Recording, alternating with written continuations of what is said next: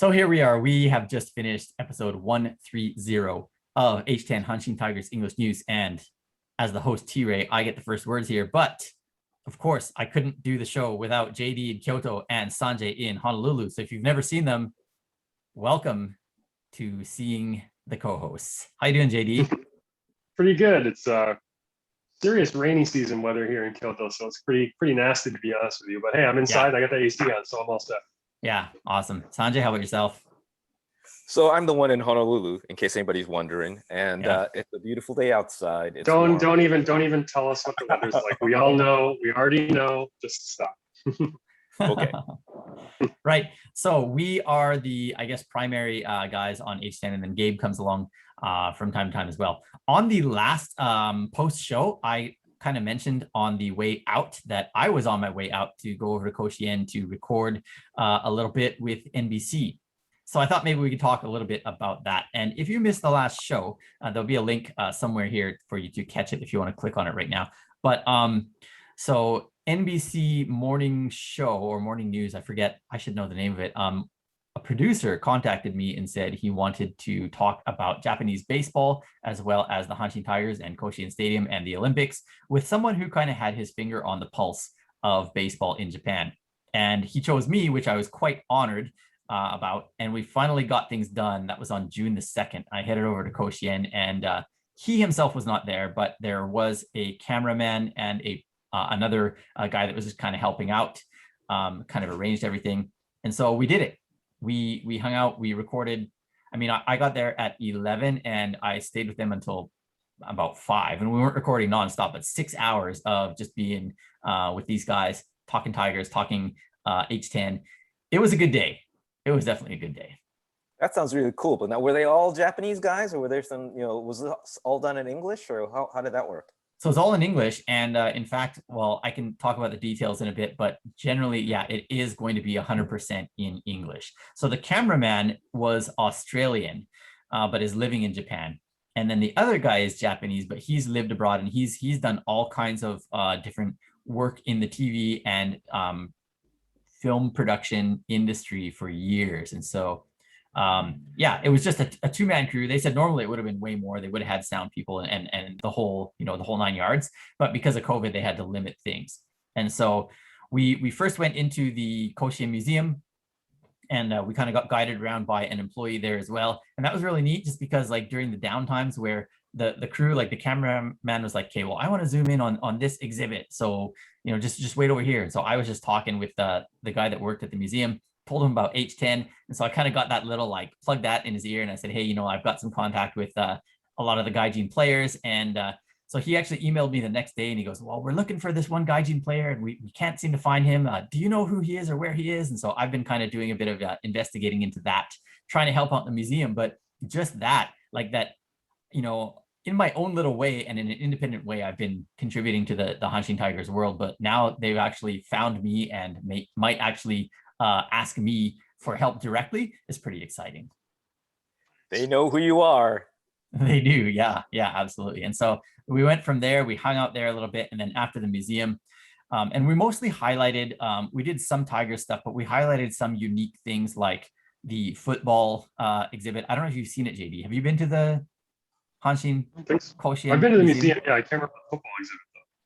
Yeah, so they do the Koshien Bowl every December-ish, where it's like the college football championship, and it's right there on the Koshien field. So I brought that up just because, like, we really did everything from an American point of view. So it wasn't like, hey, this was an outstanding Koshien match, high school matchup between these two, teams, and they were awesome, because the average American wouldn't give two rips about that. But if we said, hey, this is the hat that Tanaka wore, or this was the glove that Darvish wore when he played at Koshien, people say, oh, that's a name I know. So we really keyed in on American stuff, right? And so one of them was football. We did a little bit of Hanshin Tiger stuff. So I did talk about Randy Bass a little bit. I did talk about knowing some of the players, stuff like that. But then after that, we went into the stands. And so we got to talk just about what I do about the Olympics coming to Japan and stuff. And it was kind of fun. I probably shouldn't blow my cover here, but they asked me like, well, so who are you cheering for in the Olympics anyways in baseball? And I was like, well, here's the thing. At that time, 2 weeks ago, there was still a chance that Canada was going to be in the Olympic baseball, running for a contention for a medal, but they did not win the tournament, so they're not coming. But I told them, I said, we got to record this twice. So once I'm going to tell you I'm cheering for Canada because they're my home country, and once I'm going to tell you that I'm cheering for Japan because that's where I live.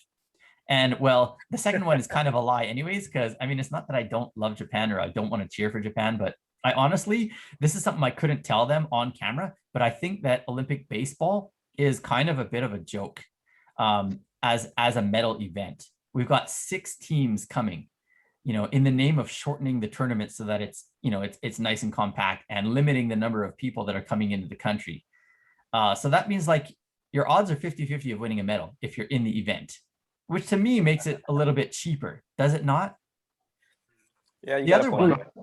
the other one again, and I don't want to like, piss on Japan too much or anything like that, but we're taking a break from our season and the NPB superstar all-star team is going to be playing Olympic baseball, and most other countries are not bringing the best of their best because they're busy playing Major League Baseball, right? Whether it be America or Dominican Republic or Cuba or Mexico or Korea or whatever team it is, right? Like, so when Japan wins the gold medal, which I think is going to happen, Japan is going to get all gloaty about it and say, we're the best in the world. But it's like, well, yeah, you brought your very best, right? It's pros against amateurs in a sense.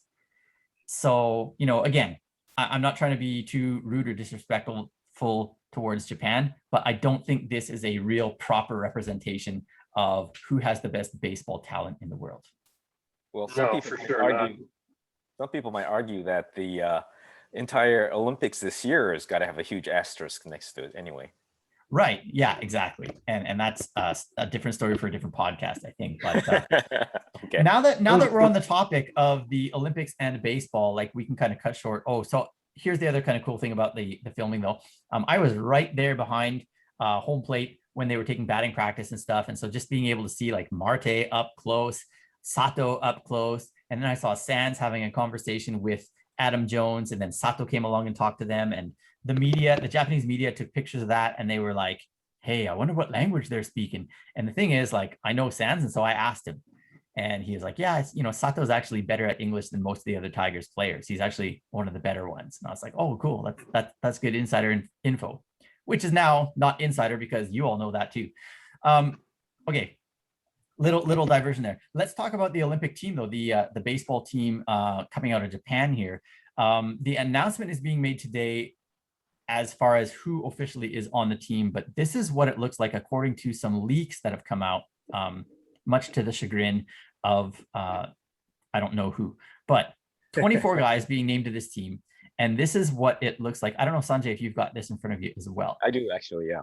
Okay, so why don't we start with the pitchers? It looks like there are going to be, 11 pitchers named to the team. So in no particular order, just the order that it's on the page that's in front of me, we've got Sugano from the Giants, Nakagawa from the Giants, lefty reliever, Aoyagi from our Tigers, Iwazaki from our Tigers. Oh, I see the order they put these in. Last year's standings, got it. Yudai Ono from the Dragons, who was the Sawamura Award winner, Yamasaki from the Bay Stars, and then from the Carp, they've got Morishita and Kuribayashi, who is contending for Rookie of the Year this year. And then from the Pacific League, only 3 guys. That would be Kaima Taira, who is still perfect on the season, 0 ERA through 33 outings from the Lions. Lights out. Yeah. Yeah, absolutely. And then Masahiro Tanaka for the Rakuten Eagles, and then Yoshinobu Yamamoto from the Oryx Buffaloes. So that is the pitching staff. Any thoughts on that staff, guys? Do you think there's anyone else that should be included or that should have been left off?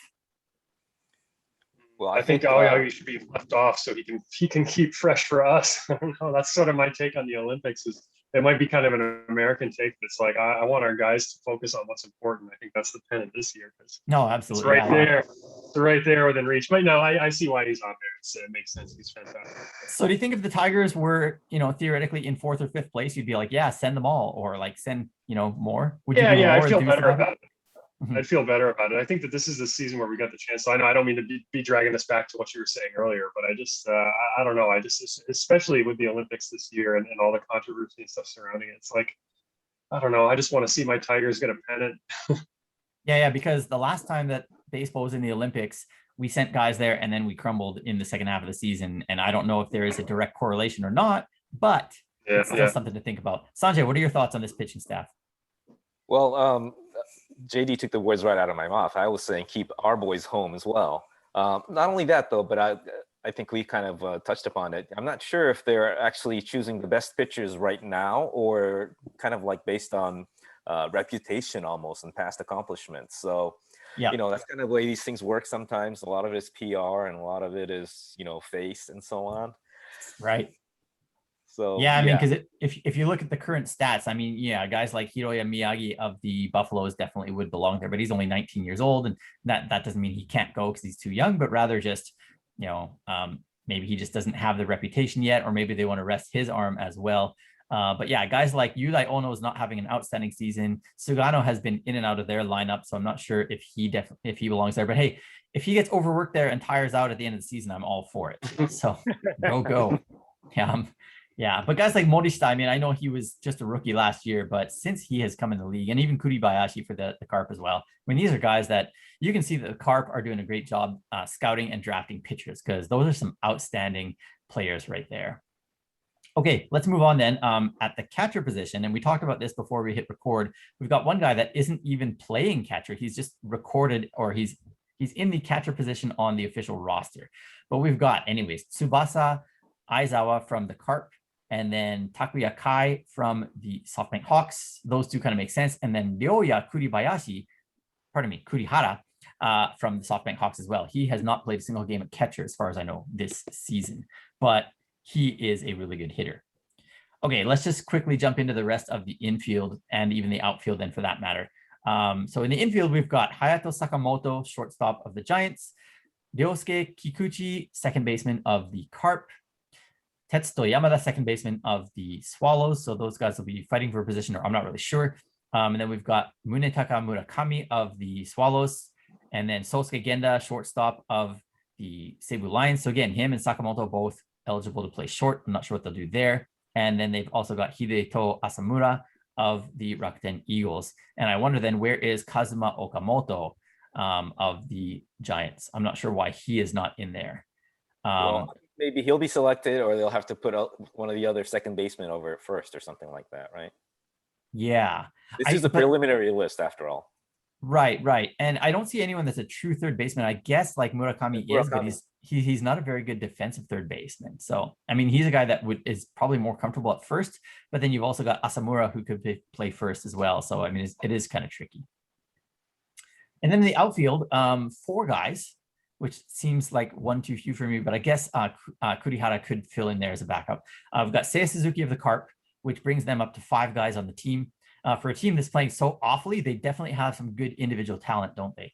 And then, of course, Yuki Yanagita of the Hawks, Kensuke Kondo of the Fighters, and Masataka Yoshida of the Buffaloes. So that rounds things out. It's according to this league. Again, I mean, it could have changed from then, but it's looking like a pretty solid team for Team Japan, for Team Samurai. What do you guys think? Do you think they're going to take the gold medal? Oh, first of all, before we get into that, do you think there's anyone else you'd like to see in there, in the infield or outfield, that isn't there? What do you guys think of the exclusion of Umeno from that list?